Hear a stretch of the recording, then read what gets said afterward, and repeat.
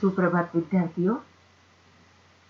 आज का सुविचार जल ही जीवन है, अर्थात जल हमारा जीवन है।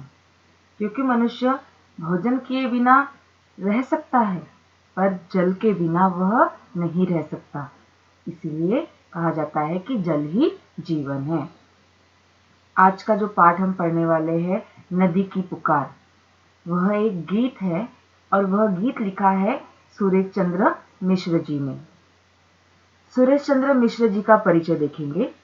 जन्म 18 मई 1965 धनौपुर, प्रतापगढ़, उत्तर प्रदेश में इनका हुआ। यह आधुनिक हिंदी कविता क्षेत्र के जाने माने गीतकार है।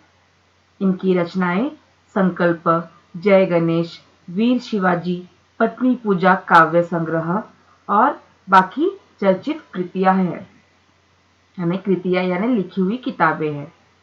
अब इस पद्य में क्या बताया है? यह सामान्यतः स्वर, पद और ताल से युक्त गान है और गान ही गीत होता है। इनमें एक मुखड़ा और कुछ अंतरे होते हैं। प्रस्तुत गीत के माध्यम से कवि ने हमारे जीवन में नदी के योगदान को दर्शाते हुए इसे प्रदूषण मुक्त रखने के लिए हमें प्रेरित किया है। और ये जो पूरी कविता है, वह कविता नदी पर है कि नदी हमें जीवन देती है और जीवन देने के साथ साथ वह हमसे कोई अपेक्षा नहीं रखती है, पर मनुष्य उसके साथ इस प्रकार का व्यवहार करता है।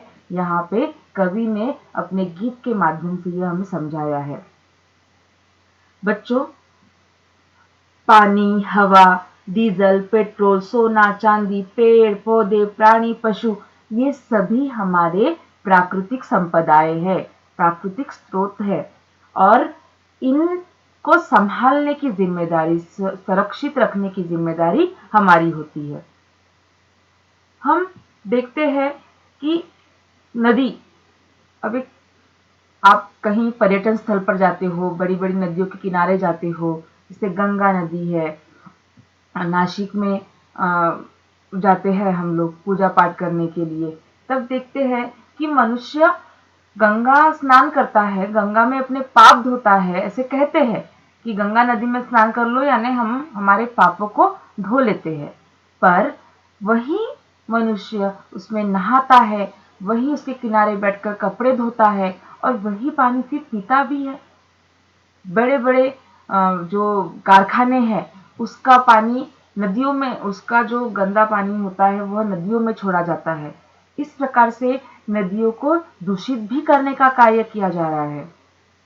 एक तरह हम कहते हैं कि गंगा नदी यह पवित्र नदी है, सबसे पवित्र नदी गंगा नदी को माना जाता है। उसकी कहानियां भी है, पौराणिक कहानियां भी है, कुछ भौगोलिक कारणों के माध्यम से भी नदी का उद्गम हुआ है। तो उसी प्रकार से गंगा नदी का भी है कि उसे एक पौराणिक कथा जुड़ी हुई है कि भागीरथी, राजा भागीरथी ने अपने तपन से गंगा नदी को जमीन पर उतारा था, शिव भगवान की जटाओं में से। और गंगा नदी के बारे में आपको ये बताना चाहूंगी कि आप जानते भी है कि गंगा नदी की प्रधान शाखा भागीरथी है, जो गढ़वाल में हिमालय के गौमुख नामक स्थान पर गंगोत्री हिम नदी से निकली है। गंगा का जो उद्गम स्थल है वह गंगोत्री है। यमुना का उद्गम स्रोत यमुनोत्री है। उसी प्रकार सरस्वती नदी है, शिप्रा नदी, नर्मदा नदी, गोदावरी नदी, कावेरी नदी, ऐसे अनेक नदियां हमारे भारत में है। और जो भारत में मुख्यतः 4 नदी प्रणालियां है, उत्तरी भारत में सिंधु, उत्तरी मध्य भारत में गंगा और उत्तर पूर्व भारत में ब्रह्मपुत्र नदी, यह हमारी मुख्य नदी प्रणालियां है। प्रायद्वीपीय भारत में नर्मदा, कावेरी, महानदी आदि नदियां विस्तृत है ने बड़े स्वरूप की है।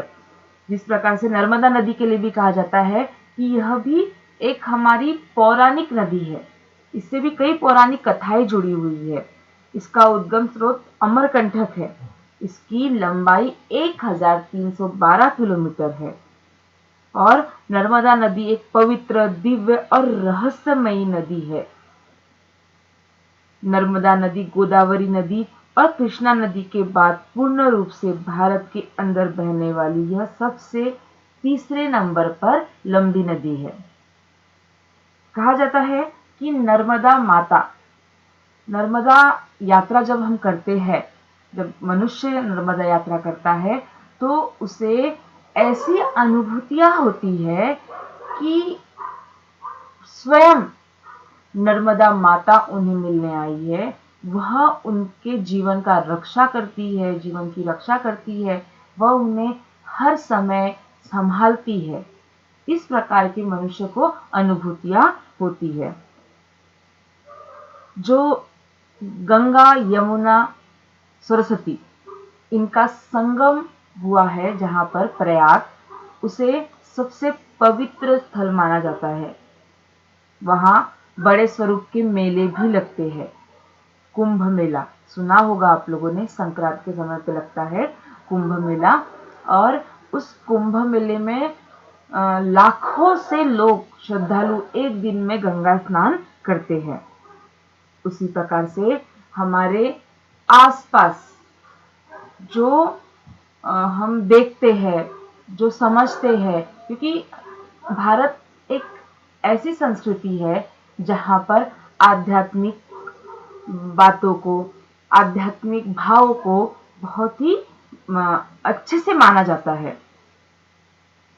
बच्चों, यहाँ पे मुझे आपको यह बात बताने का यह कारण था कि नदी के बारे में आपको समझना है, इसकी विस्तृत जानकारी अब तक आपने पढ़ी होगी, तो इन्हीं सबको ध्यान में रखते हुए हमें नदी का संरक्षण करना है।